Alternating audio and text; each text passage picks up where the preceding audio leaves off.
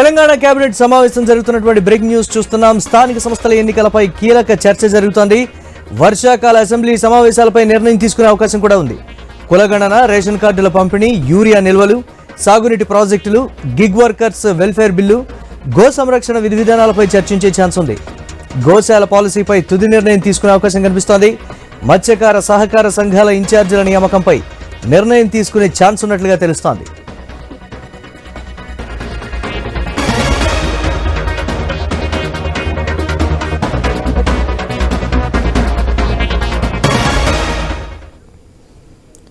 Telangana cabinet సమావేశం జరుగుతున్నటువంటి big breaking news చూస్తున్నాం. స్థానిక సంస్థల ఎన్నికలపై కీలక చర్చ జరుగుతోంది.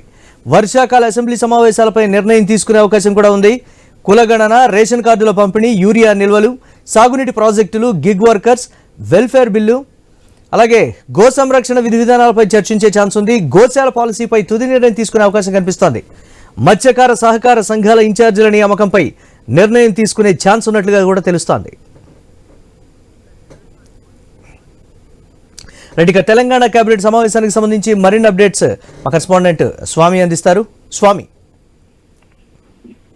మురళి, తెలంగాణ కేబినెట్ సమావేశం ముఖ్యమంత్రి రేవంత్ రెడ్డి అధ్యక్షతన కొద్దిసేపటి క్రితమే ప్రారంభమైంది. ప్రధానంగా పలు కీలక అంశాలను ఈ రోజు కేబినెట్ సమావేశంలో నిర్ణయం తీసుకుంటారనే ఒక చర్చ అయితే కొనసాగుతుంది. ఒకవైపు లోకసభ ఎలక్షన్ సంబంధించి కులగణనకు సంబంధించినటువంటి ఏదైతే ఎంపరికల్ డాటా ఉందో ఆ ఎంపరికల్ డాటాను ఈ రోజు దాన్ని ఆ కేబినెట్ లో సమర్పిస్తారని చెప్పి తెలుస్తుంది. దాంతో పాటు మరోవైపు 42% రిజర్వేషన్ ఇవ్వాలని చెప్పేసి ఏదైతే పెద్ద ఎత్తున చర్చ అవుతుందో దానికి సంబంధించిన విషయంలో రాష్ట్ర ప్రభుత్వం ఇప్పటికీ కొంత డైలమాలో పడిపోయింది.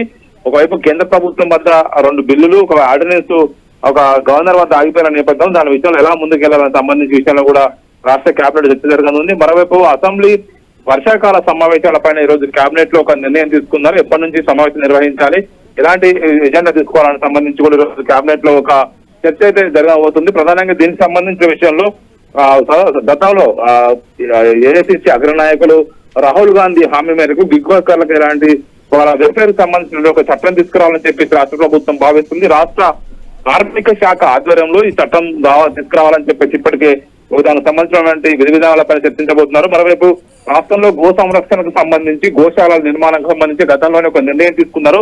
వాటికి సంబంధించిన విషయంలో కూడా ఒక పాలసీని ఈ రోజు మంత్రి మండలిలో చర్చించి నిర్ణయించే అవకాశం కనబడుతుంది. రాష్ట్రంలో ప్రైవేటు క్యాబ్స్ ఏవైతే ఉన్నాయో వాటికి సంబంధించి విత్తలవిడిగా ప్రజల్ని దోచుకుంటున్నాయి. వీటి విషయంలో ఎలా నియంత్రణలు తీసుకురావాలి, వీటి నియంత్రణ కోసం ఎలాంటి చట్టం చేయాలనే అంశం సంబంధించి కూడా కేబినెట్ లో చర్చించబోతున్నారు. అదేవిధంగా మురళి, ఆ కులగణన, రేషన్ కార్డుల పంపిణీ, యూరియా నిల్వలపైన కూడా పెద్ద ఎత్తున రాష్ట్ర వ్యాప్తంగా కొంత ఇష్యూ అవుతుంది. కులగణనకు సంబంధించిన విషయం పూర్తయింది. ఎంపరికల్ డాటాను కేబినెట్ ముందు పెట్టి చర్చించబోతున్నారు. రేషన్ కార్డుల విషయంలో రాష్ట్ర వ్యాప్తంగా కొంత దఫదఫాలుగా దానికి సంబంధించిన విషయంలో కొంత పంపిణీ జరుగుతుంది.